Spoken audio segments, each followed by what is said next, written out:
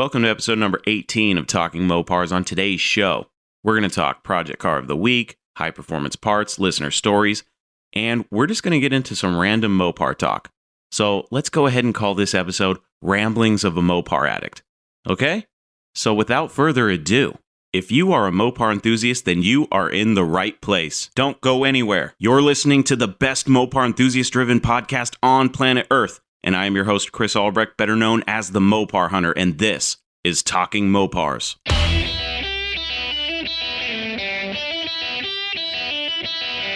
You're listening to Talking Mopars with the Mopar Hunter, your direct connection to all things Mopar.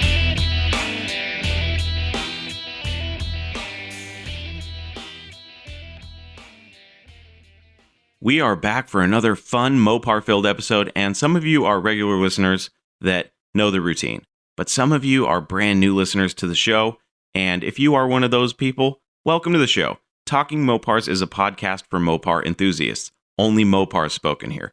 Every week, we have reoccurring segments that include Project Car of the Week, high performance parts, and listener stories. We also have special editions of the show like High Performance Heritage and Direct Connections, which are coming very soon. Those are conversations with movers and shakers in the Mopar community and enthusiasts like you and me. Now, if you're feeling lost by that giant list of segments and all that hoopla that you're not sure what it's about, I suggest starting at episode 1 and working your way up to where we are right now. It'll be a good way for you to see how this show has progressed and evolved to the point where we are today. And that's 18 episodes in, which in the grand scheme of things, we're not that deep in, folks. So you go back, listen to 17 episodes, and catch up. And then we're all on the same page, okay? So please understand that this show isn't limited to one type of Mopar. We are attempting to cover it all, from the forward look through the turbocharged 80s and all the way up to the modern era of today. No Mopar will be left behind as we take a deep dive into the world of Mopars. This podcast is as much for the true Mopar enthusiast as it is for those of you who are new to Mopars. Who knows? You listen to this podcast for long enough and you may learn a thing or two about Mopars. You can also participate in the show. All you got to do is send me your questions, your stories, your comments, your suggestions, your complaints, and whatever else comes to mind to me at my email, which is chris@talkingmopars.com. I read all the stories that are sent to me on the show. It's a fun way to bring the Mopar community together and share our love and enthusiasm for Mopars. Maybe you don't want to even read your story. Maybe you want to tell us the story yourself. Stories and anything else you have to say can actually be sent to me by leaving me a voice message too. I have a voicemail for the podcast, and as long as the messages are appropriate, I will share them on the podcast. And you can reach that voicemail by dialing me up at 209-28-MOPAR. Okay? Now that we're all up to speed, let's get this show on the road.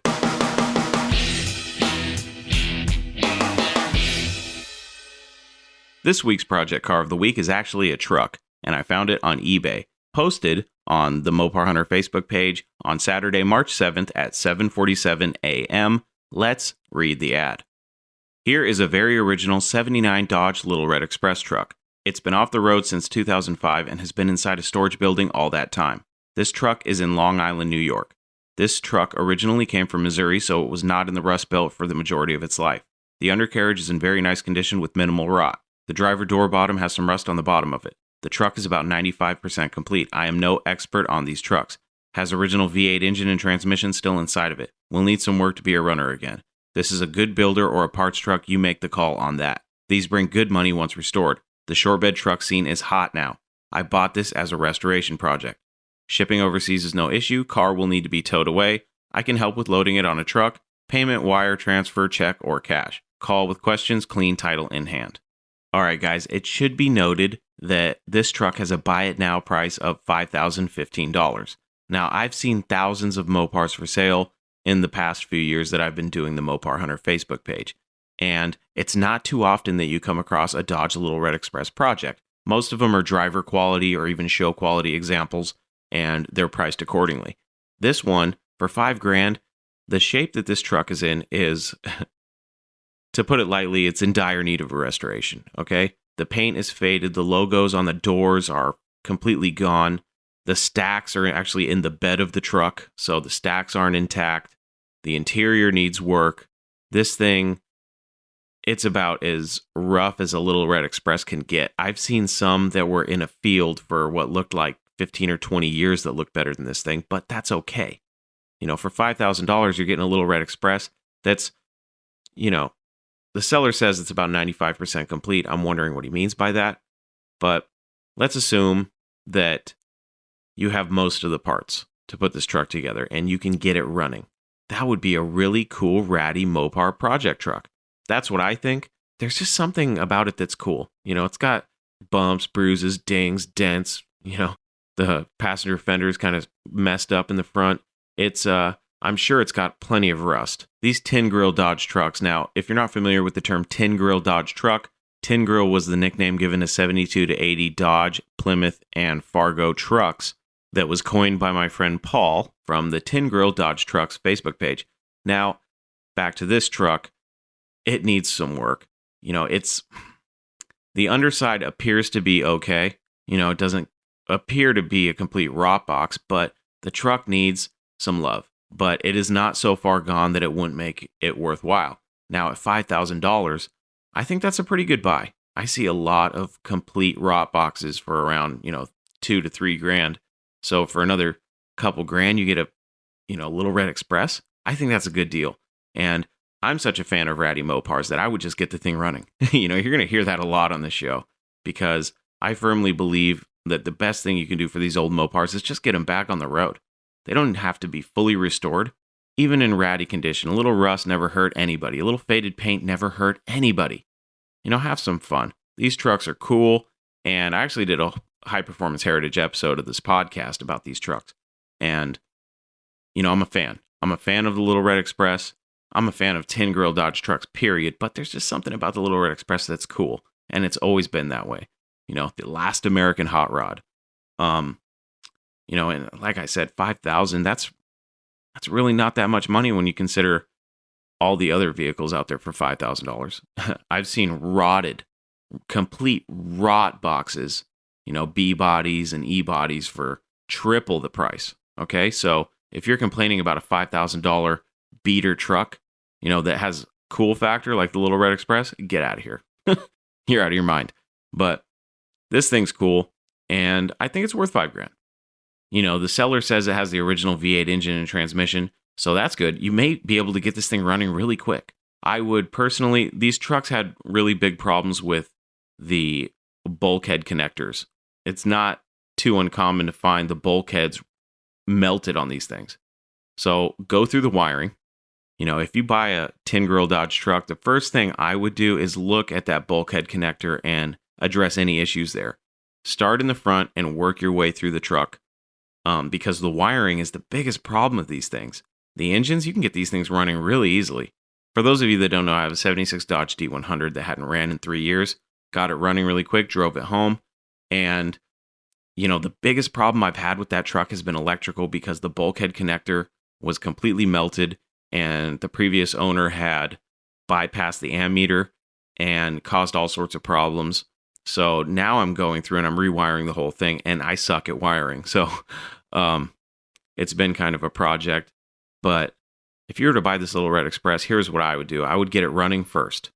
And then once you know that the engine runs, obviously you want to do your fluids and all that stuff. But the first thing after you get it running should be to look at that wiring, because these trucks are notorious for melting down at the bulkhead connector on the firewall. If you have that issue, then you're going to have to either go wire by wire, find a NOS wiring harness, or I know there's a couple guys out there that recreate these wiring harnesses for these trucks, or you can just rewire the whole truck. I chose to rewire my whole truck. You definitely want to address the wiring in these things. And if it's good, if it looks good, sweet. But I would bypass the ammeter, or at least, go through the connections and make sure that everything is up to par. And then, of course, you get into your safety stuff, your brakes, and all that fun stuff. Get the truck to a point where you can just drive it and enjoy it, and maybe fix it up along the way. I think there's a lot of people that are scared to drive in something that other people would think is ratty or a hoopty or whatever derogatory car term you can use against them. But that's just because they don't know what they are. If you really appreciated the history of Mopars, then when you see a ratty Little Red Express, you'd go, oh, that's really cool. I like that a lot. You know what I mean? Some people don't like the Utilines. I like swept lines myself, but the Utilines are cool in their own way. And I would love to have one, especially a Little Red Express. If I could get my hands on this truck, I'd be a happy man. Because then I'd have my swept line, my Utiline, and there's just something about the Little Red Express. I don't know if it's the stacks or the history, but it's just a cool truck. And for $5,000, I think this one's a great buy.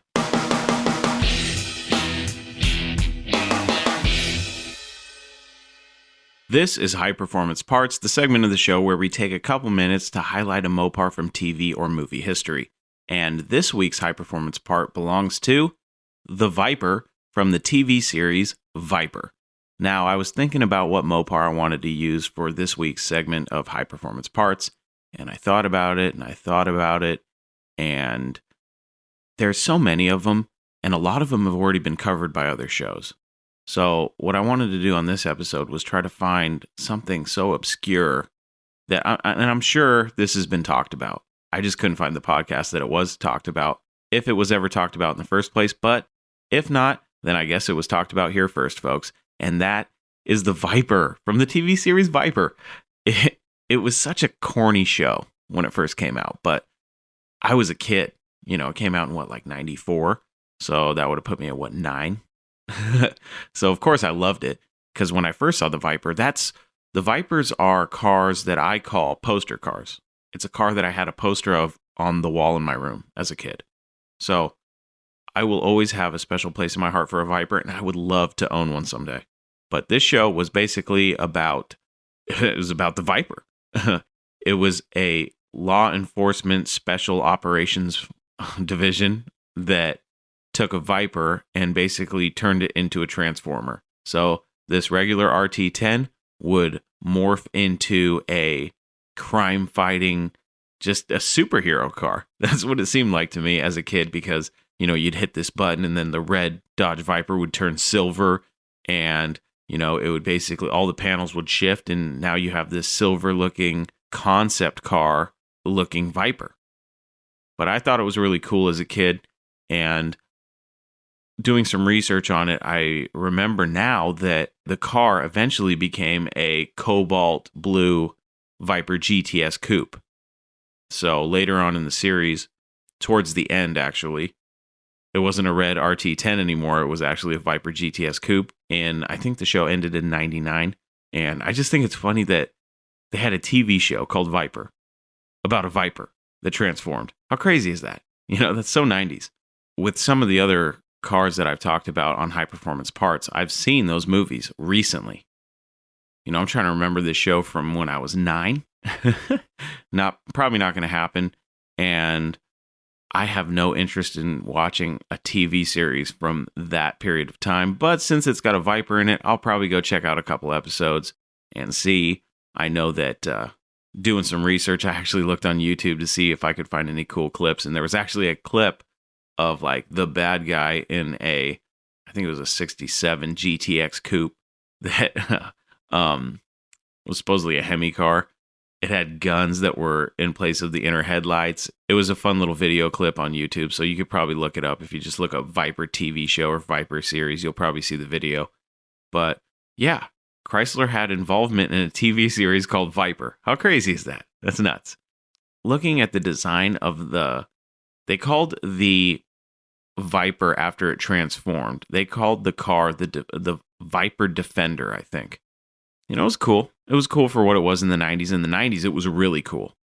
You know, that's High Performance Parts for this week. The Viper from the TV series Viper. Imagine that.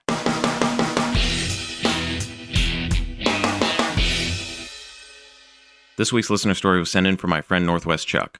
Here is his story.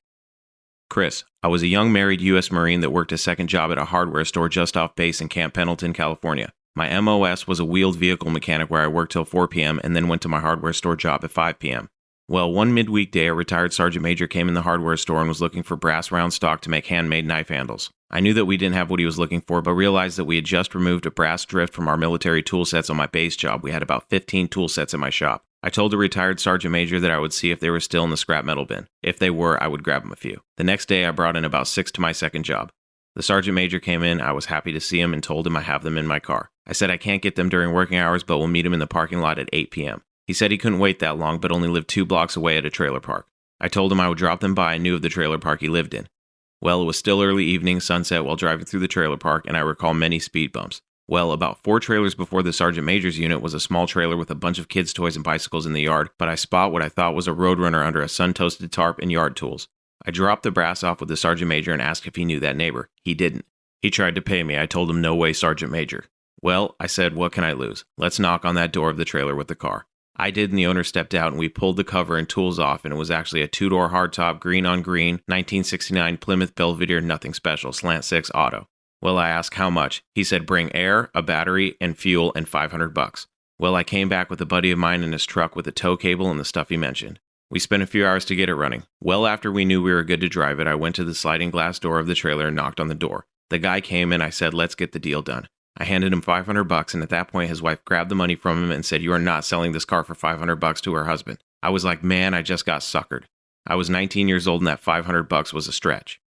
Well, she gave me back $200 and said, thank you for hauling it off, and signed the title. Whoa, couldn't believe it. Well, I changed out all the liquids, literally popped all the dents out of it and put new tires on, and drove the car for 3 years around Southern California until I left for the Gulf War and sold it to a guy in the barracks for $800. That car was truly a bulletproof slant 6. Of course, I wish I would have kept it. Northwest Chuck. Hey Chuck, thanks for sending in your story. What a good one. I love hearing stories about cars found and purchased for really cheap. It sounds like it was a really cool car. Slant 6, obviously a bulletproof engine, probably one of the best engines Chrysler ever came out with. That's debatable, but I stand firm in my belief that the Slant 6 is probably right up there with the 426 Hemi. Before I continue, let me just say thank you for your service, Chuck, and to anyone else who has served in the U.S. military that has sent in stories. Thank you for your service. Without you, I wouldn't be able to do this, and you probably wouldn't be listening to the show. So thank you for your service. And back to the Chuck story. Very cool that the car was green on green. If anyone has listened to this show for long enough, you know that I'm a fan of green on green, which is very uncommon. I don't know very many people that are. So, hey, if you're a fan of green on green, then welcome to the club. But sounds like a really cool car. What a cool move by the wife, chopping the price for you. That's awesome. I love hearing stories like that. And, it's really cool that you were able to get that car, save it from doom under the tarp and yard tools. But very cool story. I'm glad that you saved that car. It is a bummer that you sold it, but hey, you sold it for more than you bought it for, so that's a win, right? I'm glad you sent in your story, Chuck, and I'm glad you were able to tell it, because as you know, anytime you go over to war, some of our people don't make it back. Well, I'm glad you made it back, Chuck, and were able to share your story, and it was a good one. A lot of people don't know about Chuck's little project car, but I do, and I can't wait to hear the story about that. So, Chuck, when you get your project done, send me the story on that one, because I'm excited to hear about it. All right, buddy? That does it for listener stories this week. If you are interested in hearing your story on this show, all you have to do is send me your story. I accept all Mopar stories, and if you send them in, I will tell them on this show. So, if you have a story, send it to me, chris@talkingmopars.com. And I've said this before, please read back your story to yourself and see if there's anything that you can fix to tighten it up for me a little bit, because I'm not the best reader. So, me reading your stories, especially since I didn't write them, is kind of a challenge. I try to do my best, and sometimes I think things get lost in translation, but just know that I'm doing my best, and you can always help me out a little bit by just proofreading your story and just tightening it up for me, okay? Thank you very much, and I just want to hear your stories. I don't care if they're about classic Mopars, modern Mopars, a Mopar that you saw and slipped through your fingers. I just want to hear Mopar stories, and so do all the other listeners. So send them in, okay? That does it for listener stories this week, and we'll catch up with listener stories next week.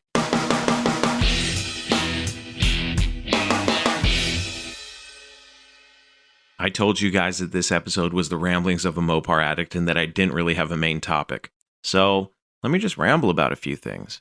Last week, I released an episode, and here's the story of what happened. I'm sure some of you heard the errors in the first release, because what had happened was I had finished the final mix down and I was exporting the file, and my stupid computer crashed. And what ended up happening was when I went back, I had to restart my computer. I went back into the program I used to record the podcast, and I opened up the file, and a lot of my post-production work had been wiped out. So all I had was my voice recording. And if you listen to the show, you know that I have an intro, an outro, and then musical breaks in between the segments. All of that was gone. So, and there was a couple. So as I record the podcast, I have certain save points. So if something catastrophic happens, I can go back to the last save and hopefully not lose too much work. Well, unfortunately, it had been a while since I went back and saved. So when I went back, there was a lot of stuff that was gone. So I had to scramble to get the episode put up, and it was super late. And once I got all the post-production done, and keep in mind, I sped through it, which was, my bad. I shouldn't have done that. I should have just taken the time, because I was so adamant about getting the episode released on time that I didn't do the final listen through. And that's usually what I do with the podcast, is I'll listen to it one more time before I actually publish it. And then the next morning on the way to work, I will listen to it again. And this time, I didn't do that final listen because I was pretty sure that I had everything lined up correctly. That was the biggest mistake I've made on this podcast so far. And if you've listened to some of the past episodes, like when I was first starting, I'd say the first 10 episodes, you can hear little errors here and there. I'm not a professional audio engineer, so I've made some mistakes and they've slipped through the cracks. But this one was major. It was really bad. You could hear in the beginning of the podcast, after the intro ends and I start talking, the outro plays. And that's my own fault. I completely dropped the ball on that. And I'm sorry. If you heard that mess, I'm sorry.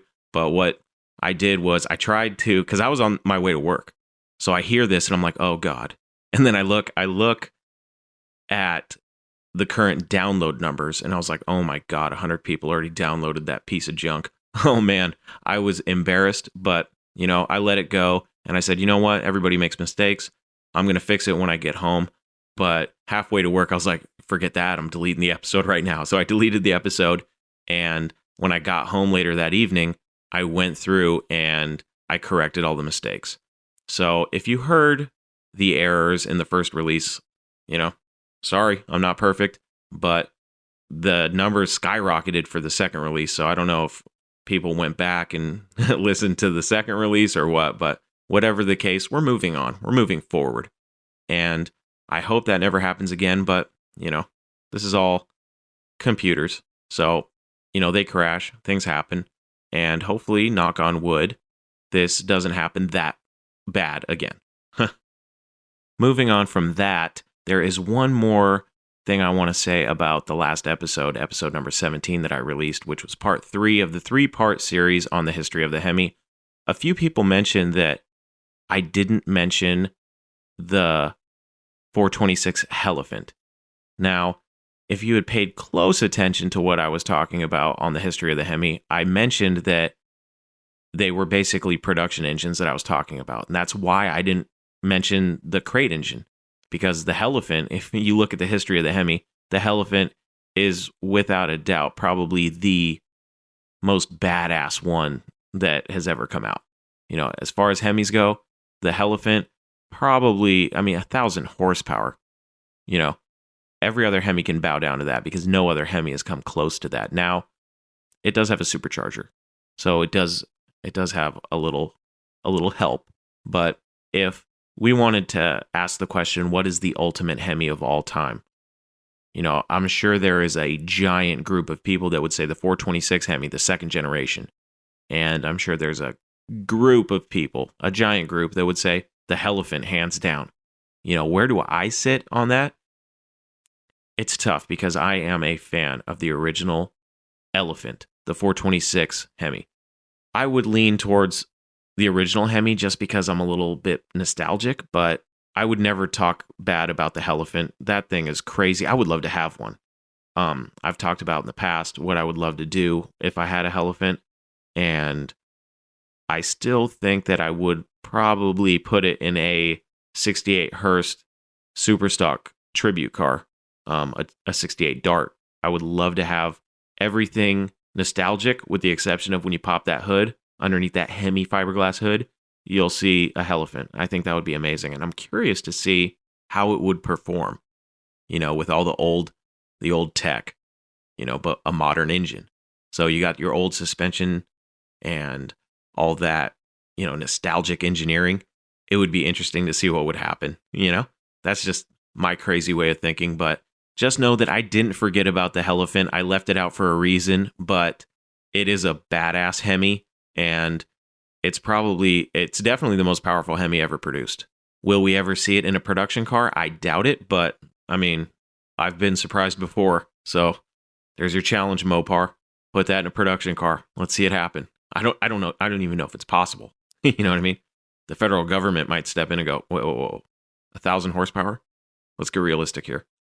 And then put the kibosh on all of our Mopar fun. But until that happens, I'm still sticking true with the fact that the series was about production Hemis and not crate Hemis. Because if we're talking crate Hemis, there's so many crate Hemis and companies that make amazing Hemi engines that, we could have a whole podcast episode about that, and maybe we will in the future. You never know. So that's that. I just wanted to clear the air on that and say that I didn't forget about the Elephant. It just didn't fit into that particular series that I was talking about. So, don't burn me at the stake, folks, okay? I didn't forget, all right? The Elephant is an amazing engine, and, it probably does hold the crown. It sits on the throne of baddest Hemi of all time. So, speaking of modern Hemis, you guys probably heard the episode where I talked about wanting to buy myself a new Challenger for my 40th birthday. Well, sometimes I change my mind. And while I still plan on buying a new Challenger at some point, I think I'm going to get one more modern Mopar before then. And it's only because I went down a YouTube rabbit hole and watched a bunch of videos on this particular Mopar, and now I want one. I've always thought they were cool, but once I really dove deep into what they're capable of, I realized I got to get one of those. I'm a family man now. I have a daughter. She's 8 months old, and I plan on having more kids. So my wife doesn't like vans, and I also live in the Pacific Northwest, and we get some weather here every once in a while, and winters are kind of hit and miss if we're going to get snow or not. So I kind of need a vehicle that can handle all sorts of weather conditions. And right now I have a 2012 Dodge Ram 1500. That's my daily driver. But, I get bored with stuff, and I'm bored with the truck. It's lifted. It's got, big wheels and tires on it. It's cool. I like it, but it just doesn't, satisfy my need for fun. It's not really a fun truck, unless we take it off road or something, but I'm still making payments on it, so that's not going to happen. It's a mall crawler, but I want something fast. And, my current projects, they're not going anywhere quick anytime soon. So I decided that the next Mopar I buy is probably going to be a 2006 to 2010 WK1. Now, what's a WK1? That's the Jeep Grand Cherokee, okay? The first generation of the SRT8s. Now, the SRT8 Grand Cherokees, amazing cars. All-wheel drive, 6.1 Hemi, 425 horsepower. They hook up. Okay, if you lined up a WK1 SRT8 against, a Challenger of the same year, and you raced from a dig, guess what? That Cherokee's going to pull hard, and it's going to hook right up.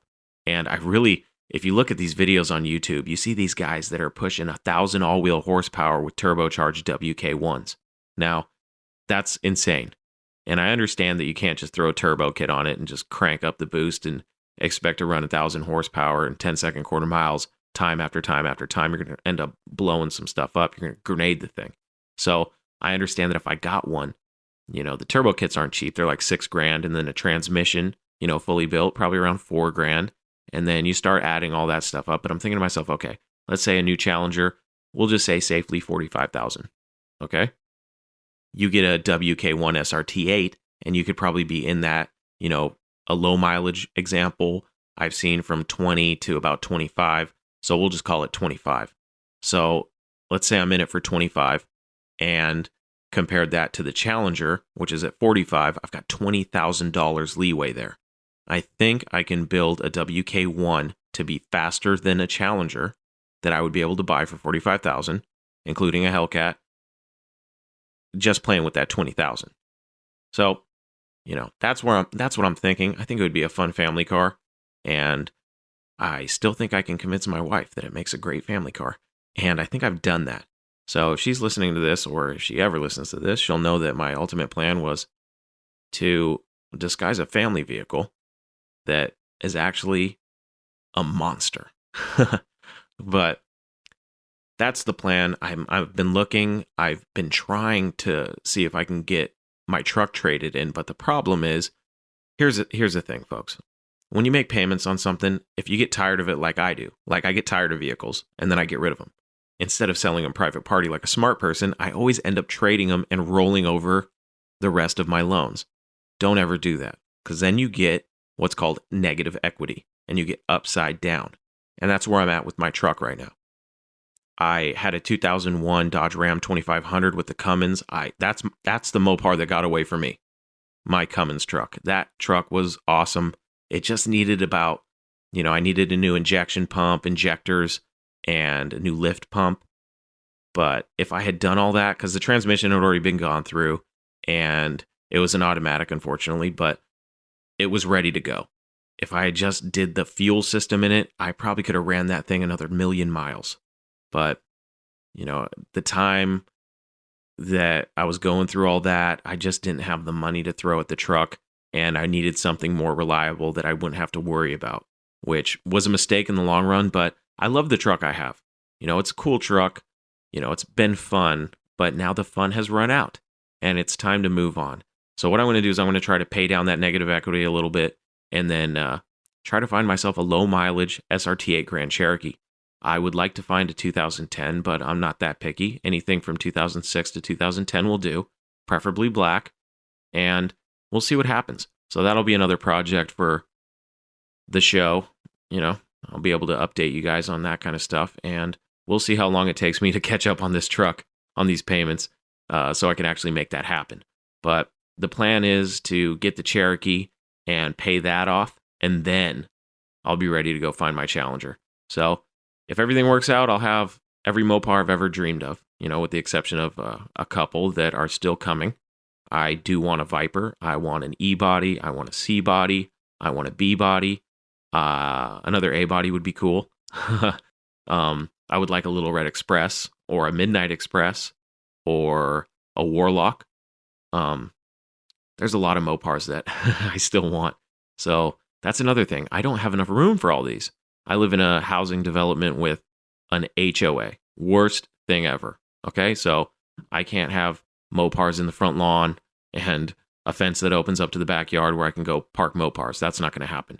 So I also need to think about moving into a house that has, more room, and preferably a shop, because, you don't want things sitting outside.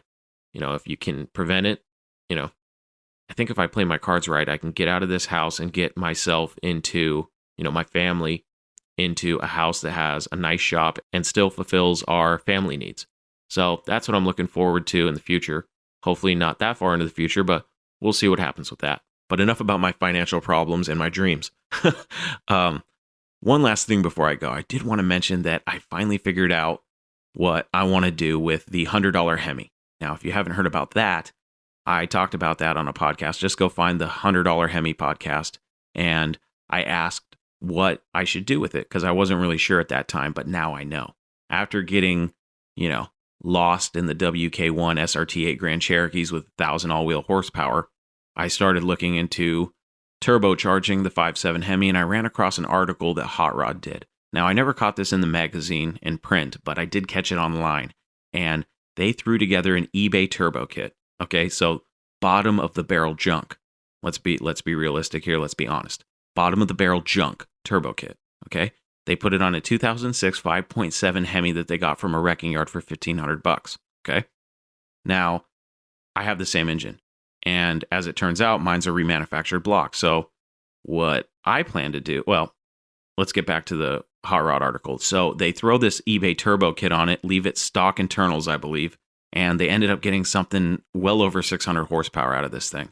Okay, and I saw that and I was like, okay, well, that's a pretty impressive number. And then they did a follow-up article, I believe, and they changed out a couple things. They changed out, I believe, obviously the turbo. They changed out the turbo, got a better turbo, and I believe they changed the wastegate, maybe a couple other things. But regardless, they made 4-digit horsepower. They made 1,000 horsepower with it. Now I'm thinking to myself, okay, what if I tear down the Hemi, which is what I'm in the process of doing now, and I either put in a stroker kit or just put in drop-in internals that are forged. So I'll get forged internals, and I will piece together my own turbo kit, not based off eBay stuff, and let's see if I can get that 4-digit horsepower too out of this 5.7 Hemi. And what am I going to put it in? My Mopar, the 76 Dodge D100 on air ride suspension. Okay, I know that sounds crazy. I have a Dart that I want to race, and here I am talking about putting a turbo 5.7 Hemi in my lowrider truck. It's ridiculous, I know, but I want to have the fastest airbagged tin grill Dodge truck on the planet. Now, that's street driven and that is on air ride suspension. Okay, I don't think that's too far of a stretch because I don't know anyone that is that crazy. I know there's a lot of fast tin grills out there. I've seen them. They're running 10-second quarter miles with big blocks. But I've never seen a bagged tin grill Dodge truck, that's 72 to 80 Dodge truck, with the turbo Hemi in it, pushing 1,000 horsepower. I've never seen it, so I would like to be the first person to do that. And that's the goal with that. And I see we're running out of time here. If we go too long, this podcast turns into a pumpkin. That's what I've heard. So I don't want to take that risk. So we're going to go ahead and cut this episode off here. I'm glad you stayed long enough to hear me rambling. The ramblings of a Mopar addict. My name's Chris, and I'm addicted to Mopars. That's that for this week. Next week, we'll get back to the normal. We'll have a real topic and all that fun stuff. I just wanted to get some stuff off my chest. So thank you for joining me today, and we will see you next week.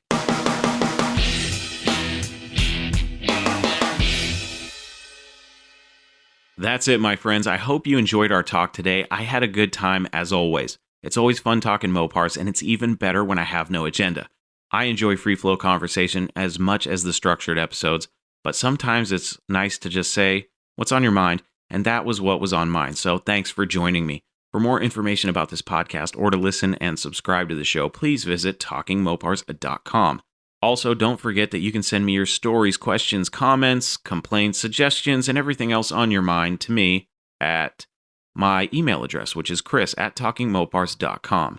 And sharing the website, talkingmopars.com, with all of your Mopar-addicted friends is the best way to help me spread the word about this podcast. So if you could, please share the podcast with, your friends, your family, on social media.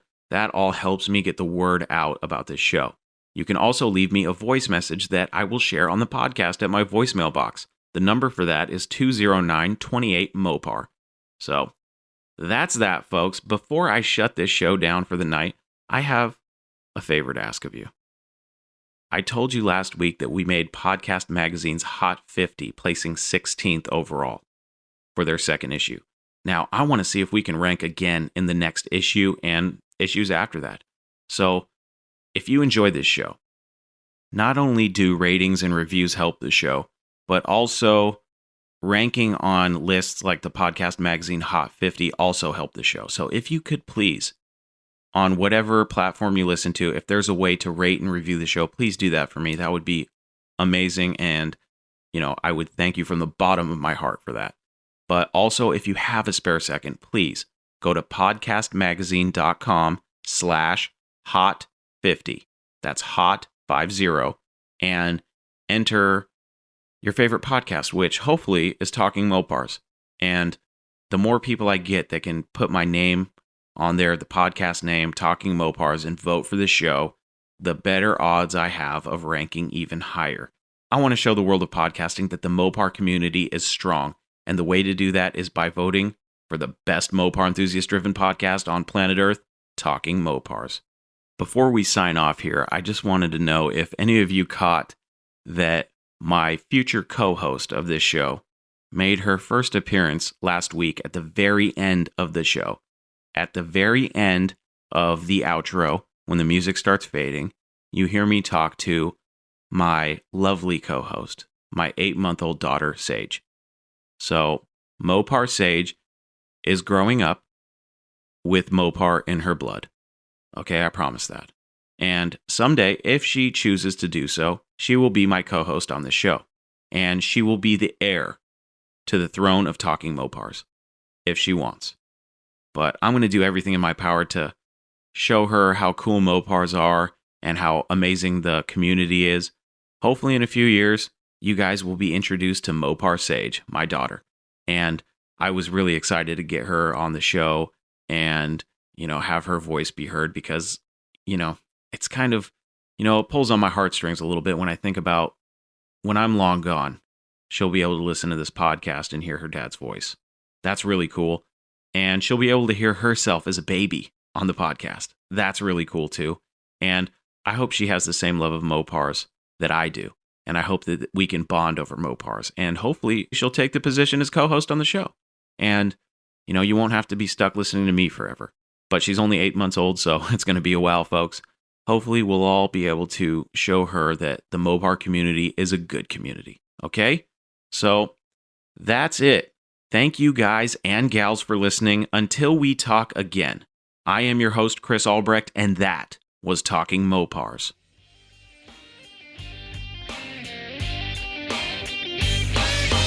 Thank you for listening to Talking Mopars, your direct connection to all things Mopar. Until next time, remember, no Mopar left behind.